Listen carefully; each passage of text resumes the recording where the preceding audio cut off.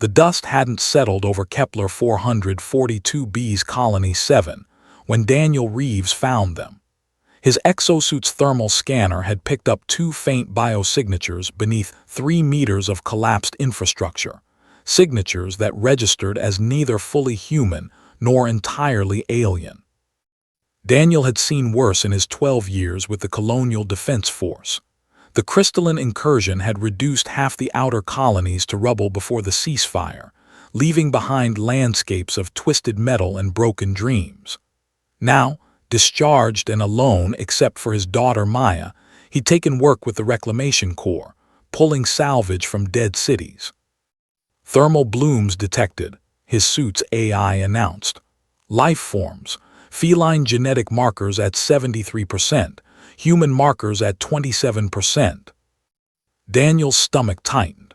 Chimeric engineering had been banned after the Geneva Accords of 2287, but the outer colonies had always been lawless. He activated his plasma cutter and began carving through the debris. 20 minutes later, he pulled the first one free. She was small, maybe 19 in human years, with tawny skin covered in fine, almost invisible fur. Cat ears, actual functional ears, protruded from silver hair matted with dust. Her eyes, when they fluttered open, held vertical pupils that dilated in the harsh worklights. "Don't move," Daniel said, running his medical scanner over her. 3 cracked ribs, dehydration, mild radiation exposure. Survivable. "My sister," she whispered, her voice carrying an odd harmonic quality. "Orla, please." The second girl was deeper in the wreckage. Daniel worked faster, knowing every minute counted. When he finally extracted her, he saw the family resemblance immediately. The same silver hair, the same feline features, though her fur bore darker stripes. Orla was unconscious, her breathing shallow. Daniel loaded both into his transport's medical bay, administered auto-injections of broad-spectrum antibiotics and cellular repair nanites, and pointed the vehicle toward his prefab shelter on the colony's edge. Maya was 10, brilliant and desperately lonely. The crystalline war had taken her mother 3 years ago, a fact Daniel still couldn't fully process some nights. When he arrived with 2 half-conscious catgirls in the medical bay, his daughter's eyes went wide. "Dad, are those?" "Chimeras," Daniel confirmed, helping Orla onto a recovery bed. "Illegal gene splicing, probably from one of the black market labs the syndicate ran before the bombardment." "Are you going to turn them in?" Daniel paused. Technically, he should report them to colonial authority. Chimeric beings existed in legal gray zones, not quite human, not quite property, certainly not citizens. Most ended up in research facilities or worse. He looked at the 2 girls, unconscious and vulnerable, then at his daughter's hopeful face. "Let's see if they survive first," he said. They called themselves Kira and Orla Ashford, though Daniel suspected the surname was fabricated. Over the next 3 days, as the sisters recovered, he pieced together their story.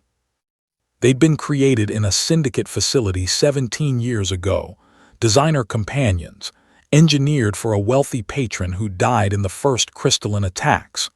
When the colony fell, they'd hidden in the facility's sublevels, surviving on stored rations until the building collapsed during an aftershock. "We have nowhere to go," Kira explained on the 4th evening. She sat at Daniel's small kitchen table, her tail. He'd been surprised to discover they had tails, curled nervously around the chair leg. "Our legal status is complicated." "Non-existent, you mean," Daniel said, not unkindly.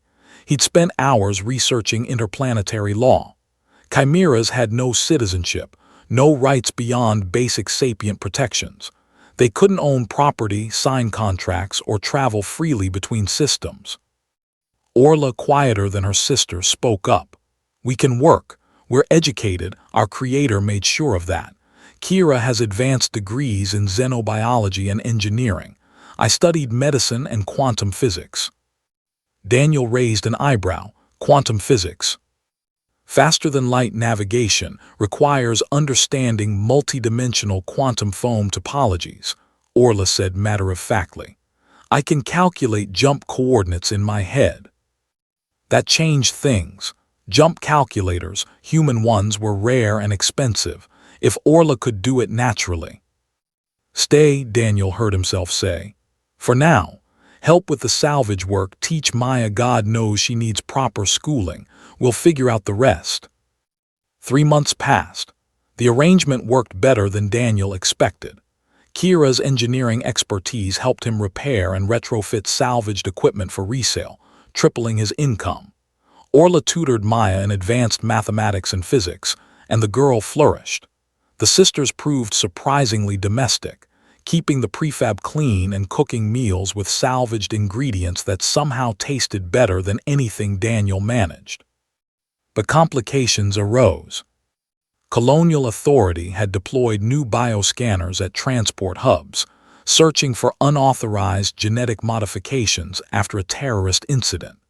If Kira and Orla tried to leave Kepler 442b, they'd be flagged immediately. Then came the bigger problem. Under colonial law section 7G, chimeras couldn't legally cohabitate with humans for more than 90 days without formal documentation. That documentation required either a work contract, which they couldn't sign as non-citizens, or a familial relationship. Marriage, Kira said bluntly, sitting across from Daniel in his workshop. That's the loophole. Spouses count as family under interplanetary law. Daniel nearly dropped his welding torch. That's insane. Is it? Orla appeared in the doorway, her tail swishing thoughtfully. You need help raising Maya. We need legal protection and a home.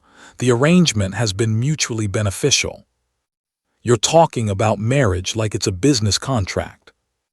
Most marriages in human history were exactly that, Kira pointed out. Romantic love as a marriage prerequisite is barely 3 centuries old. Daniel ran a hand through his graying hair. He was 42, a widower, a veteran with more scars than memories. The sisters were brilliant, kind to his daughter, and had become genuinely important to his daily life. But marriage, to both of them. Polygamy is legal in the outer colonies, Orla said, reading his thoughts. 3-party unions are recognized under the Frontier Compact. I loved my wife, Daniel said quietly. We know, Kira's voice softened. We're not asking you to love us, Daniel. We're asking you to help us survive, and let us help you in return. The ceremony was simple. A digital contract filed with the Colonial Registry, witnessed by Maya and the prefab's AI system. Daniel signed his name 3 times, watched Kira and Orla do the same, and suddenly found himself married to 2 women who were only partially human. Life continued, though something shifted. The sisters no longer slept in the converted storage room but moved into the main living quarters. Nothing physical happened, Daniel made that clear, and they respected it, but an intimacy grew nonetheless. Shared meals became longer, conversations deepened. Maya called them Aunt Kira and Aunt Orla, then eventually just dropped the aunt. 6 months after the wedding, Daniel woke to find Orla on the roof of the prefab, staring at the stars. He climbed up beside her. Homesick, he asked. I never had a home before this, she said.